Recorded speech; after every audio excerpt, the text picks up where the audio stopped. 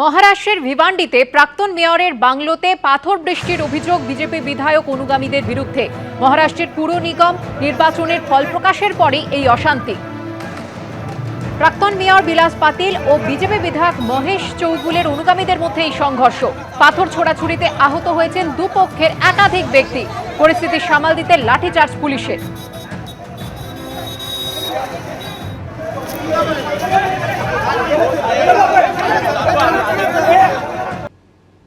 বারুইপুরে মহিলা বিএলওকে মত্ত অবস্থায় মারধর করার অভিযোগ উঠল। ইতিমধ্যে অভিযুক্তকে গ্রেপ্তার করেছে পুলিশ। অন্যদিকে অসুস্থ হয়ে হাসপাতালে ভর্তি মথুরাপুরের এক বিএলও। এসআইআর এর কাজের চাপে ব্রেন স্ট্রোকের অভিযোগ তুলেছে পরিবার। এসআইআর এর শুনানিতে ডাকা নিয়ে ক্ষোভ, আর সেই ক্ষোভই আছড়ে পড়ল বিএলওর ওপর। বারুইপুরে মহিলা বিএলওকে মত্ত অবস্থায় মারধর করার অভিযোগ উঠল ভোটারের বিরুদ্ধে। বারুইপুরে শঙ্করপুর ২ নম্বর পঞ্চায়েতের ২৬৭ নম্বর পার্টির বিএলও অনুপমা পাল। অভিযোগ, শনিবার এসআইআর এর কাজ করার সময় হঠাৎ সেখানে গিয়ে তার উপর চড়াও হন আমিন নস্কর। এই সময় একজন মদ্য ব্যক্তি যে আগের দিন মাত্র হিয়ারিং ফেস করে এসেছে এবং সেই রাগটা সে আমার ওপরে সে অফিসের স্টাফদের তো কাছে পায় না বা ইলেকশন কমিশন স্টাফদের কাছে পায় না, ফিল্ড লেভেলে আমাদেরকেই কাজে পায়। সেই জন্য সে এসে আকস্মিকভাবে কর্মরত পিছন থেকে আমাকে এসে মাথার পিছন সাইডটাকে হিট করেছিল। ওই অবস্থা আমি কোনো মতে আমার নিকটবর্তী একজন কলিগের বাড়ি ছিল, সেখানে জঙ্গলের রাস্তা দিয়ে সেখানে আমি চলে যাই। অভিযুক্ত আমিন নস্করকে গ্রেফতার করেছে বারুইপুর থানার পুলিশ। একদিকে বারুইপুরে ভোটারের মারে বিএলওর আক্রান্ত হওয়ার অভিযোগ, অন্যদিকে এই দক্ষিণ ২৪ পরগনাতেই আবার কাজের চাপে বিএলও অসুস্থ হয়ে পড়েছেন বলে অভিযোগ করল তার পরিবার। আরএন টেগোর হাসপাতালে চিকিৎসাধীন রয়েছেন তিনি। রায়দিঘি বিধানসভার মথুরাপুর ২ নম্বর ব্লকের ১১০ নম্বর বুথের বিএলও মেহবুব রহমান মোল্লা, ডায়মন্ড হারবার গৌরীপুর অবৈতনিক প্রাথমিক বিদ্যালয়ের শিক্ষক। শনিবার হঠাৎ ব্রেন স্ট্রোকে আক্রান্ত হন তিনি। প্রথমে তাকে ডায়মন্ড হারবার মেডিকেল কলেজে নিয়ে যাওয়া হয়, পরে স্থানান্তরিত করা হয় বাইপাসের ধারের হাসপাতালে। মানসিক ভাবনা হিসাবে মানসিক চাপের ওপর প্রেশার ও বেড়ে দিয়েছিল। আমরা প্রাথমিক চিকিৎসা করেছিলাম, তাতে উন্নতি হয়নি। তারপর আমরা হসপিটালে ভর্তি করি। হসপিটালে সে অবস্থা করার পরে এখন আমরা নিয়ে এসেছি রবীন্দ্র হত্যাকারে। এই দুই ঘটনা নিয়ে শুরু হয়েছে রাজনৈতিক চর্চা। দুদিন আগে বিএলওকে মারধর করলেন টিএমসির বিধায়ক ফারাক্কার মনিরুল ইসলাম, কিন্তু বিএলও সাহেব ভয় পেয়ে উনি এফআইআরে লিখলেন অজ্ঞাত ব্যক্তি। উনি সাহস করে মনিরুল ইসলামের নামটাও লিখতে পারলেন না। তাহলে ভেবে দেখুন যে কি ধরনের সন্ত্রাস আর হুমকি। এই মমতা ব্যানার্জি যিনি নিজে হুমকি দেন, তার ক্যাডারদের হুমকি দিতে বলেন, তার এমএলএ এমপিদের হুমকি দিতে বলেন, কিভাবে হুমকি দিয়ে এসআইআর স্তব্ধ করার চেষ্টা করছেন। জন্য দায়ী জাতীয় নির্বাচন কমিশন, যারা বিজেপির নির্দেশ অনুযায়ী রাজনৈতিক উদ্দেশ্য সাধনে বিজেপির কাজ করতে হচ্ছে তাদের। বিএলওকে এই কাজগুলো করাচ্ছে জাতীয় নির্বাচন কমিশন, পুরো বিজেপির দলদাস। প্রথম থেকে পরিকাঠামোর অভাব, টার্গেট হচ্ছে লোক কাটো, লোককে হ্যারাস করো, সেই ছুতোয় তার নামটা কাটা যাবে। একদিকে শুনানির নামে নাকানি চুবানি খাচ্ছেন ভোটারদের একাংশ, আরেকদিকে ভুগতে হচ্ছে বিএলওদের একাংশকে। সব মিলিয়ে তরজার শেষ নেই। রঞ্জিত হালদার, গৌতম হালদার, হিন্দোলদে, এবিপি আনন্দ। বেলডাঙ্গায় দুদিন ধরে তাণ্ডব চলার পর অবশেষে মুর্শিদাবাদের মৃত পরিযায়ী শ্রমিকের বাড়িতে গেলেন তৃণমূল সাংসদ ইউসুফ পাঠান। কিন্তু এত দেরিতে কেন, উঠছে সেই প্রশ্ন। আর জানিয়ে শুরু হয়েছে রাজনৈতিক তরজা।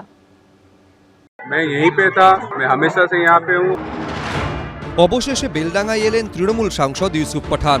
দুদিন ধরে চলা নৈরাজ্যের ৪৮ ঘন্টা পর ভিন রাজ্যে পরিযায়ী শ্রমিককে খুন ও মারধরের অভিযোগে প্রতিবাদের নামে শুক্র ও শনিবার তাণ্ডব চলেছে মুর্শিদাবাদের বেলডাঙ্গায়।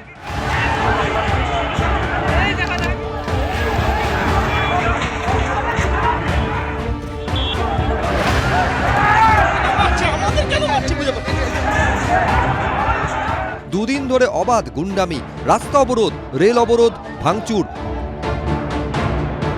সংবাদ মাধ্যমের উপর আক্রমণ, কিছুই বাদ যায়নি।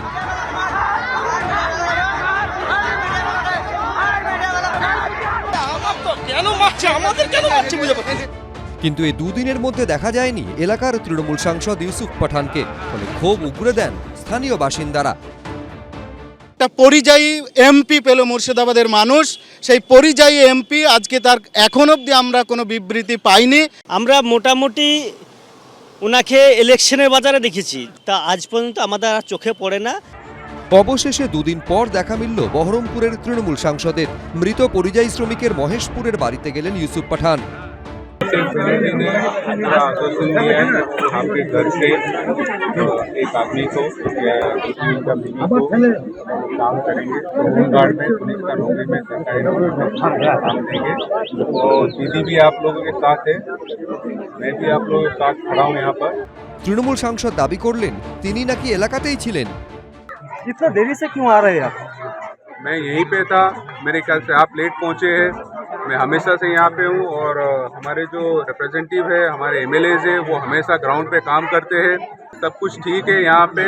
और ममता बनर्जी और अभिषेक बनर्जी ने फैमिली के एक इंसान को जॉब देने के लिए भी कहा है। उनका जो बच्ची है उसकी पढ़ाई के लिए भी ध्यान दिया जाएगा। যোগীজি বা আমাদের স্বরাষ্ট্রমন্ত্রী অমিত শাহজি এলেন বলেন বহিরাগত, কিন্তু ওই শত্রুঘ্ন সিনহাজি আমার সাংসদ বা এই ইউসুফ পাঠান বা কীর্তি আসাদ, যারা আর কি ওই দেখা যায় না, আমরা ওই নিরুদ্দেশ নোটিশ দিয়েছি ভবানী ভবনে, তাদেরকে দেখতে পাওয়া যায় না।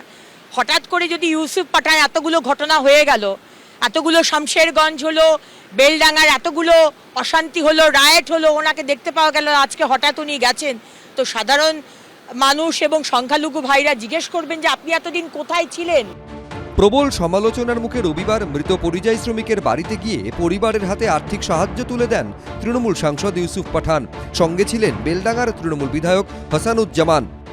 अपने चुनाव में बार बार ऐसे होता है, अब क्यों नहीं आते हैं? मेरे ख्याल से आप लोगों को मिसगाइड किया गया है और यहाँ पे जो लोग ऐसे काम करते हैं, बहुत दुख का बात है कि वो मिसगाइड करते हैं। लोगों के बीच में एक मिसकॉन्सेप्ट क्रिएट किया जाए।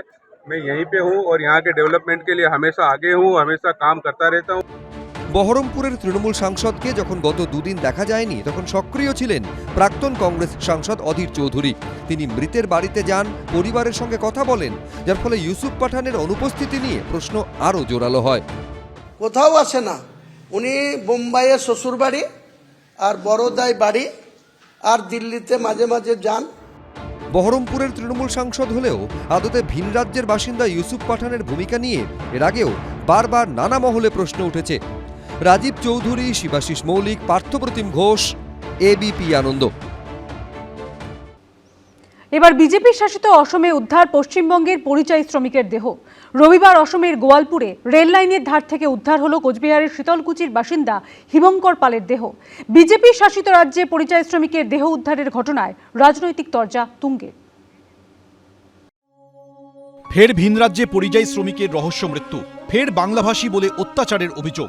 এবার বিজেপি শাসিত অসমে উদ্ধার পশ্চিমবঙ্গের পরিযায়ী শ্রমিকের দেহ। কোচবিহারের শীতলকুচির বাসিন্দা হিমঙ্কর পাল।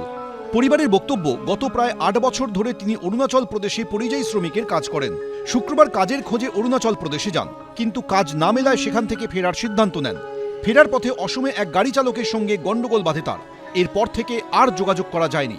অবশেষে রবিবার অসমের গোয়ালপুরে রেল লাইনের ধার থেকে তার দেহ উদ্ধার হয়। আমার ছেলে বলতেছে ড্রাইভারের সঙ্গে আমার কোনো একটা পিছনে হামলা হয়েছে, ড্রাইভার আমাকে খুব মারধর করছে, ড্রাইভার আমাকে গলা টিপে ধরতে মাথায় বাড়ি মারছে।